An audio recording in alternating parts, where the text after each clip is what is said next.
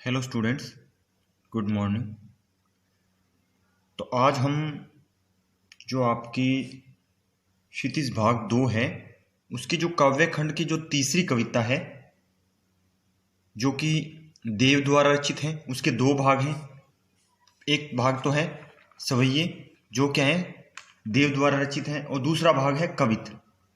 तो आज हम जो उसका पहला भाग है सवैया जो कि देव द्वारा रचित है वो आरंभ कर रहे हैं। देव जो कि क्या है एक प्रसिद्ध कवि रहे हैं रीति कालीन के, और इस सवैये में उन्होंने जो बालक श्री कृष्ण है उनका जो रूप सौंदर्य है उनका उन्होंने चित्रण किया है।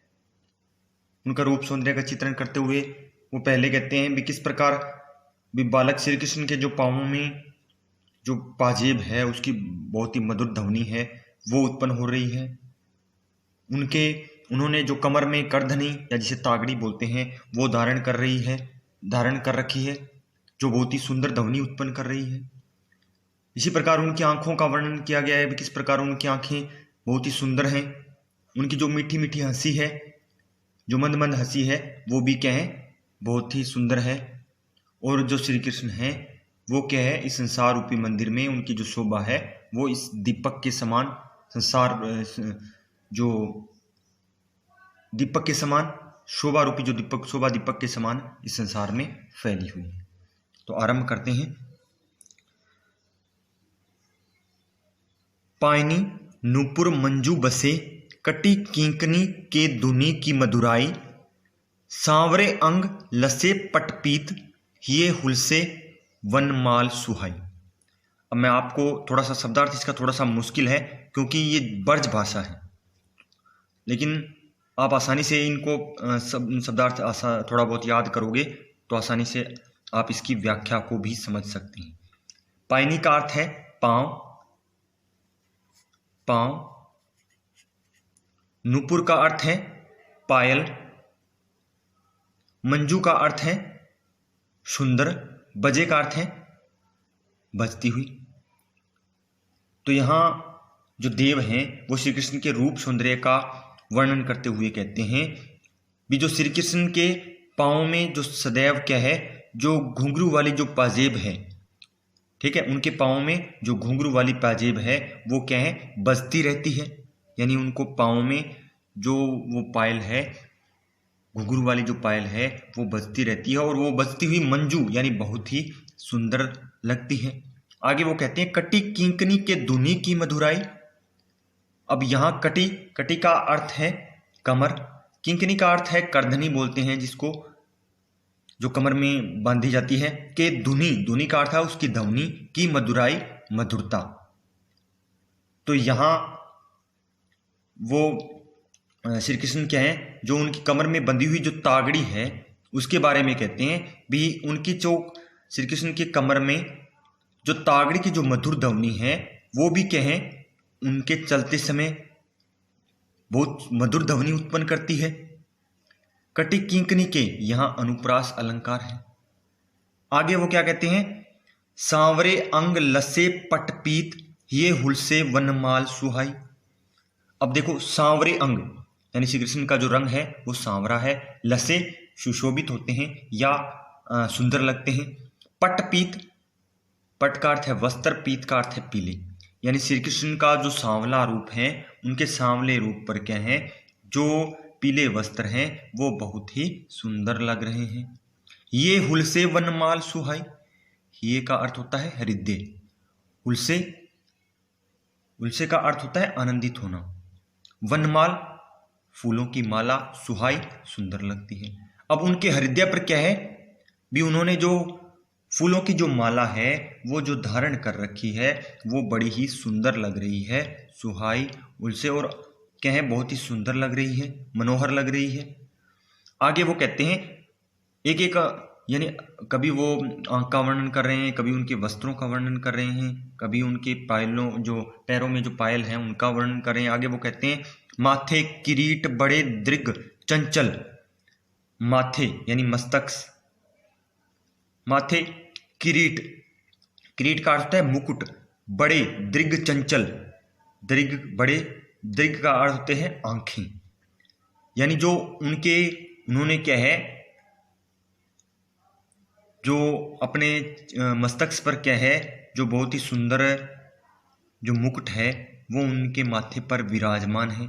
साथ ही उनके जो आंखें हैं वो बड़ी बड़ी हैं और बहुत ही चंचल हैं, यानी उनकी आंखों में चंचलता भरी हुई है। मंद हंसी मुखचंद जुनहाई, मंद यानी धीमे धीमे, मुख हंसी हंसते हैं, मुखचंद यानी उनका मुख रूपी जो चंद्रमा है, मुखचंद या चांद सा मुख, मुखचंद यानी चांद सा मुख। यहाँ क्या है, कौन सा अलंकार प्रयोग हुआ है, उपमा अलंकार प्रयोग हुआ है, समानता दिखाई गई है। मुखचंद जुनहाई, जुनहाई का अर्थ है चांदनी रात। तो यहाँ कवि कहते हैं भी उनके चेहरे की जो हंसी है, जो धीमी धीमी हंसी है, वो इस प्रकार लगती है जैसे मानो चांद की चांदनी ही क्या है उनके चेहरे पर उतर आई हो। जे जग मंदिर दीपक सुंदर, श्री बरस दुलै देव सहाय। जे जग का अर्थ है संसार, संसार रूपी मंदिर, दीपक का अर्थ है दिया, सुंदर सुंदर लगता है। श्री बरस दुलै, बरज के दुलै कौन है, श्री कृष्ण है।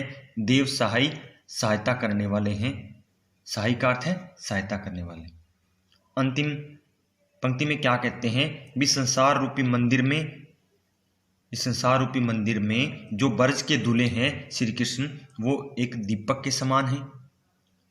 और कवि ये कामना करता है भी जो विष्णु के अवतार श्री कृष्ण हैं वो हमेशा क्या है हमारे सहायक बने रहें। सहाय, सहाय का अर्थ है सहायक बने रहें।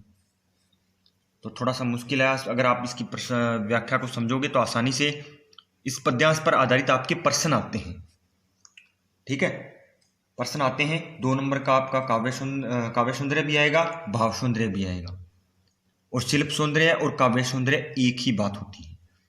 पहला प्रश्न है, कवि एवं कविता का आपको नाम लिखना है, आसानी से आप इसको लिख सकते हैं। इस सवैये का प्रसंग स्पष्ट करना है। प्रस्तुत पद्यांश हमारी हिंदी की पाठ्य पुस्तक में संकलित कविता सवैया में से ली गई हैं। इसके जो कवि हैं वो देव हैं। इसमें उन्होंने श्री कृष्ण के रूप सौंदर्य का वर्णन किया।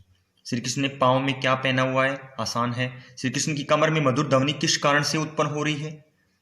जग मंदिर दीपक किसे कहा गया है, जग मंदिर दीपक किसे कहा गया है, जग मंदिर दीपक संसार को कहा गया है, और जग मंदिर संसार को कहा गया है और दीपक श्री कृष्ण को कहा गया है। भी संसार रूपी मंदिर में श्री कृष्ण दीपक के समान सुशोभित है। बरस दुल्हन से कहा गया है, उसके रूप सौंदर्य पर प्रकाश डालना है। आगे आपको इस काव्यांश का भाव सौंदर्य और काव्य सौंदर्य स्पष्ट करना है। भाव सौंदर्य भी इस पद्यांश में क्या बताया गया है, तो भाव सौंदर्य क्या है, इस पद में श्री कृष्ण के रूप सौंदर्य का परंपरागत रूप से वर्णन किया गया है। इसमें बालक श्री कृष्ण की जो सुंदर छवि है यानी उनका रूप सौंदर्य है उसको बताया गया है भी उनका रूप कितना आकर्षक है और वो सबका मन अपनी ओर खींचते हैं। आगे आपको इस पद्यांश का काव्य सौंदर्य स्पष्ट करना है। काव्य सौंदर्य में शब्दावली क्या होती है, भाषा लिखनी है, अलंकार लिखने हैं। तो इसमें आपको मैंने थोड़ा बता देता हूँ। बीच में श्री कृष्ण के रूप सौंदर्य का वर्णन किया गया है, उत्तर है इसका काव्य सौंदर्य का। इस काव्यांश में ब्रज भाषा का सुंदर प्रयोग है, सवैया छंद है, इसमें रूपक अनुप्रास अलंकार का प्रयोग है। जग मंदिर यहाँ भी रूपक अलंकार है बताया था मैंने, और एक ऊपर या जो मुखचंद है या उपमा अलंकार, और अनुप्रास अलंकार का भी ऊपर ऊपर प्रयोग है। माधुर्य गुण है, भाषा सरल सहज एवं प्रवाह में। आगे है भाषागत विशेषताएं लिखनी है, यानी कौन सी भाषा है इसमें। तो भाषागत विशेषताएं में आप क्या लिखेंगे भी यहाँ ब्रज शब्दावली का प्रयोग किया गया है, भाषा सरल सहज एवं प्रवाह में ही है, संगीत में भाषा का प्रयोग किया गया है और विषय के अनुकूल शब्दावली का प्रयोग किया गया। इस तरह आपका होमवर्क यही रहेगा भी आपको ये संपूर्ण पद्यांश के जो क्वेश्चन हैं वो आपको फेयर नोटबुक में लिखने हैं अच्छी तरह और अच्छी तरह लर्न करने हैं, तब आपको ये कविता समझ में आएगी। It's okay.